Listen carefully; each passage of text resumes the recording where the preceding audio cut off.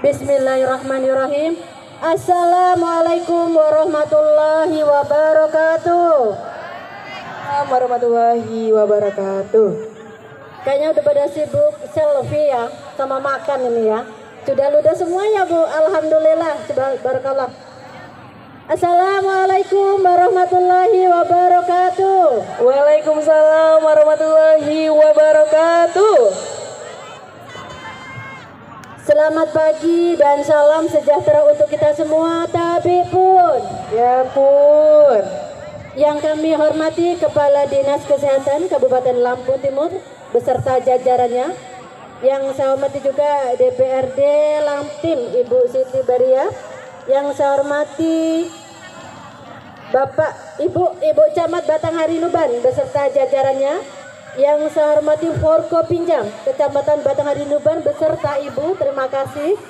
Yang saya hormati Kepala UPTD Puskesmas Batanghari dan Bumimas beserta jajarannya, yang saya hormati Bapak Kepala Desa yang hadir, yang saya hormati juga Ketua Tim Penggerak PKK, yang saya hormati tokoh masyarakat, tokoh agama dan juga tokoh adat Kecamatan Batanghari Nuban, yang saya sayangi, saya cintai, adik-adik Saka Bakti Husada Pangkalan Puskesmas Batanghari Bumimas.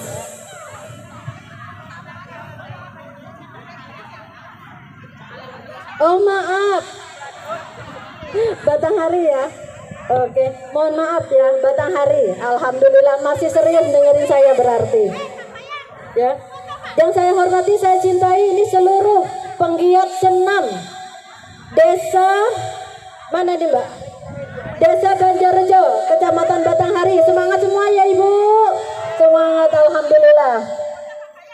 Alhamdulillah, puji dan syukur kita panjatkan kehadirat Allah Subhanahu wa taala, yang mana pada pagi ini kita semua masih diberi nikmat sehat, nikmat iman, nikmat umur, bisa menghadiri kegiatan Germas yang tadi kita awali dengan senam bersama, yaitu Germas adalah Gerakan Masyarakat Hidup Sehat, Klaster Peningkatan Pangan Sehat, dan Klaster Peningkatan Aktivitas Fisik, Edukasi Hidup Sehat, dan Deteksi Dini Penyakit. Mudah-mudahan kita semua yang hadir sini diberkahi kesehatan dan diberi keberkahan oleh Allah Subhanahu wa taala. Amin. Salawat seiring salam tak lupa kita sanjungkan kepada junjungan kita Nabi Allah Muhammad sallallahu alaihi wasallam, yang selalu kita nantikan syafaatnya di yaumul kiamah. Amin ya robbal alamin. Bapak Ibu yang saya hormati, pada kegiatan pada hari ini kita adalah melaksanakan Germas. Germas ini adalah Gerakan Masyarakat Hidup Sehat. Dimulai dari siapa? Dimulai dari diri kita ya. Jadi apa sih kegiatan-kegiatan yang ada di dalam Germas itu sendiri? Yang pertama adalah melakukan aktivitas fisik secara rutin. Ibu nanti tolong ya, kalau saya nanti ada pertanyaan dijawab, ada hadiah dari Bunda. Siap ya? Baik ya. Jadi Germas kita mulai dari apa tadi? Dari aktivitas fisik ya. Tadi kita sudah senam bersama, berarti kita sudah melakukan aktivitas fisik, menggerakkan seluruh badan kita selama 30 menit. Nah ini mau nanya sama bunda-bunda nih ya, ini kalau di rumah rajin senam nggak? Benar. Katanya sibuk Bu, sibuk di dapur, di sumur, di kasur, jadi nggak sempat senam ya. Nah ini walaupun kita sibuk di dapur, di sumur, dan di kasur, ini adalah gerakan monoton ya. Yang perlu di sini adalah menggerakkan seluruh badan kita minimal dalam sehari itu 10 menit ya. Nah tapi kalau bisa setelah hari ini jangan selesai, kalau bisa dilakukan di tiap-tiap desa minimal seminggu sekali ada senam bersama ya. Nanti minta tolong sama Ibu Ketua Tim Penggerak PKK Desa ya Bu ya, untuk menggerakkan senam bersama ya. Terus kedua, konsumsi pangan sehat. Pangan sehat itu apa sih Bunda? Kalau zaman dulu kalau makan yang penting kenyang ya Bu ya. Segone oke ya, lauknya dikit, sayurnya dikit, yang penting kenyang. Tapi bukan itu yang dimaksud. Yang dimaksud dengan konsumsi makan sehat adalah sehat piringku ya. Jadi dalam jumlah piring, itu piring kita bagi dua Bu. Di atas sepertiga lauk, di bawah 2/3 nasi. Di atas sepertiga buah, di bawah 2/3 sayur. Nah itu yang namanya sehat piringku. Jadi dalam satu hari konsumsi kita adalah konsumsi yang kita makan adalah memenuhi syarat sehat piringku. Jadi nggak boleh lagi nasinya banyak, lauknya dikit, sayurnya dikit, yang penting kenyang ya. Nah ini perlu diperhatikan untuk putra-putri kita yang sedang masa-masa pertumbuhan. Harus dilihat apakah anak kita suka makan atau tidak, suka sayur atau tidak, suka buah atau tidak. Lah ini bunda-bunda kreatif harus punya ide-ide kayak mana membuat makanan itu tentang sayur, tentang buah atau tentang lauk agar anak-anak kita senang makan buah, sayur dan lauk ya. Kadang masih banyak sekali juga walaupun sudah makan sayur tapi olahan sayur yang salah.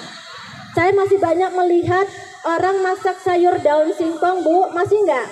Sayur daun singkong dicuci, direbus ya, Bu. Habis direbus dicuci lagi. Habis dicuci lagi diperes.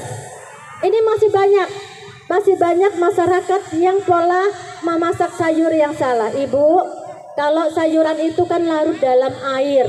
Kalau habis dimasak terus dicuci, diperes, ini otomatis gizinya hilang, vitaminnya hilang, tinggal makan ampasnya.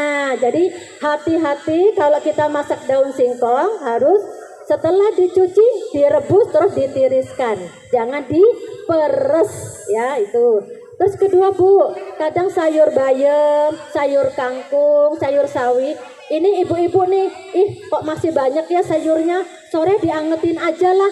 Nah ini hati-hati, Bu, karena sayur yang diangetin sampai terlalu matang ini bukan vitaminnya masih ada, tapi akan menjadi racun ya.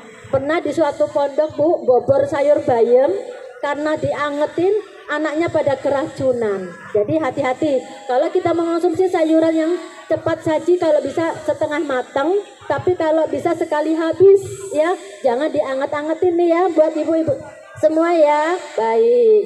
Terus kadang masih ada pola makan yang salah, makan buah dulu atau makan nasi dulu. Benar ya. Soalnya kadang sering saya melihat hajatan habis makan nasinya sepiring baru makan buah ya.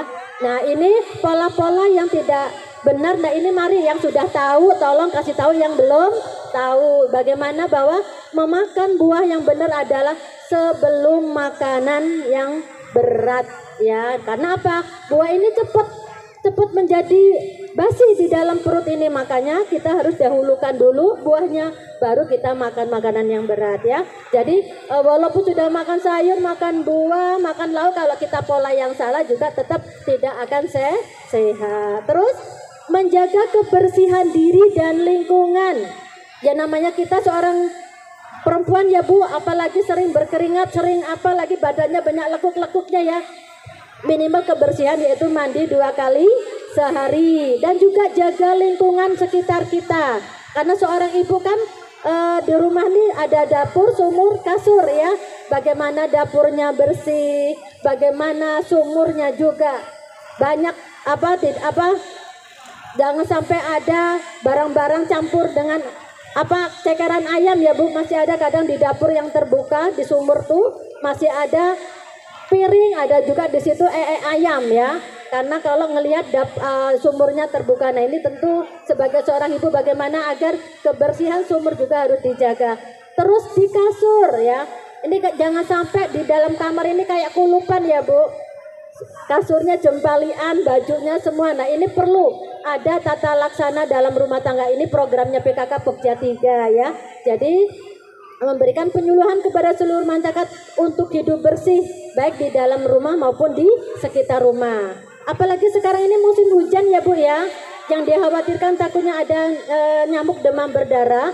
Nah ini di sekitar kita kalau ada barang-barang terbuka, tergenang air, nah ini yang dikhawatirkan nyamuk demam berdarah ini dia senang ke tempat-tempat yang tergenang air. Nah ini yang perlu diwaspadai, termasuk bapak-bapaknya suruh gotong royong, Bu, untuk kebersihan lingkungan irigasi yang ada di depan rumah biar tidak ada genangan air ya. Terus hindari rokok dan asapnya. Bapaknya masih merokok, Bu? Masih? Iya. 1001 ya, Bu. 1000 yang rokok, 1 yang enggak ya. Nah begini, Bu, nggak apa-apa merokok kalau nggak boleh larang. Yang penting jangan sampai merokok di dalam rumah. Ya, karena apa? Yang berbahaya adalah perokok pasif. Yang dikhawatirkan di situ ada bayi, ada nenek atau anak-anak kita atau kita sendiri. Karena ini yang berbahaya adalah perokok pasifnya, ya. Jadi kalau misalnya ada ruang tamu jangan disiapin asbak ya Bu ya. Taruh di teras rumah aja Pak. Kalau ada tamu yang ngerokok di teras rumah aja Pak, jangan di dalam rumah. Berbahaya buat yang lain. Nah ini yang bahaya adalah perokok pasifnya. Karena pernah terjadi Bu, ibunya masak, bapaknya suruh ngomong sambil gendong kepas kepus ya Bu ya. Nah ini anaknya terkena infeksi paru-paru ya. Nah ini yang perlu diwaspadai. Satu lagi Bu, deteksi dini penyakit tidak menular ya. Nah pada hari ini kita ada pemeriksaan gratis ya oleh dari Puskesmas. Ini kita manfaatkan Ibu ya. Karena apa? Kita ini kadang mencepelekan sakit, pusing kadang nggak dirasa, tangan sering semutan nggak dirasa, terus kaki sering lemas nggak dirasa. Ini hati-hati Bu. Karena masa-masa umur kita, apalagi seorang perempuan yang sudah melahirkan anak, tentu banyak sekali jajan di tubuh ini yang banyak terkuras. Nah ini perlu adanya cek dini Bu ya, periksa tentang tensi darah, tentang apalagi Bu, kolesterol ya, tentang diabetes ya. Nah ini perlu Bu, karena apa? Jangan sampai penyakit ini fatal setelah stadium 3. Ini banyak terjadi, teman-teman kita terkena sakit kanker payudara, terkena jantung, ini tidak ketahuan. Karena apa? Ini tidak rutin untuk cek kesehatan ya Bu. Nah ini ada cek kesehatan gratis, silakan Ibu, untuk tensi darah, kolesterol, ada asam urat dan juga ada diabetes ya. Untuk mendeteksi diri kita jangan sampai terjadi penyakit-penyakit tidak menular itu. Karena kalau sudah terkena biayanya sangat mahal kalau kita sudah masuk rumah sakit ya Bu ya. Baik. Terus perilaku hidup bersih dan sehat atau apa Bu? PHBS. Nah ini harus kita tanamkan pada diri kita dan keluarga. Minimal di setiap rumah ada cuci tangan pakai sabun ya. Ini kan kemarin COVID juga suruh ada cuci tangan pakai sabun ya. Nah ini harus dilanjutkan sampai sekarang karena takut ada penyakit-penyakit yang lain. Ibu-ibu yang saya sayangi, saya cintai, pada hari ini Bunda menggunakan selempang. Ini bukan Putri Indonesia ya Bu, tapi Bunda mendapat tugas dari pemerintah Kabupaten Lampung Timur, dari Bapak Bupati sebagai duta anting, duta mengatasi stunting di Lampung Timur. Karena apa? Di Lampung Timur masih ada 15 lokus desa yang terkena stunting. Stunting itu apa sih Bunda? Ya, stunting adalah anak yang gagal tumbuh di usianya tidak sesuai dengan umurnya karena gizi kronis ya. Jadi misalnya Bu, anak ini umur 3 tahun harusnya sudah tinggi, tapi kok ini kerdil. Tapi di sini bukan kerdilnya, bukan pendeknya karena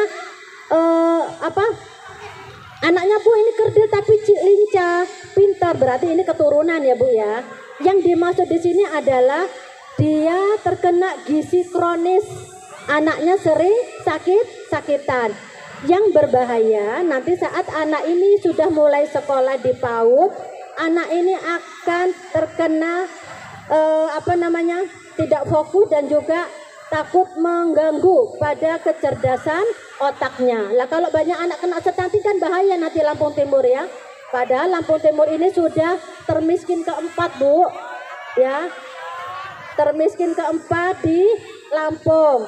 Terus narkoba nomor 1. Kematian ibu dan anak nomor 2. Nah ini mari kita bersama-sama sebagai kader PKK dan juga penggiat semuanya, ayo kita menghayu-hayu seluruh masyarakat yang sedang hamil. Karena ini adalah salah satu 1000 hari HPK adalah saat mulai hamil sampai bayi berumur 2 tahun. Nah ini kalau tidak ditangani atau tidak rajin periksa ke posyandu, ini akan berakibat terkena stunting.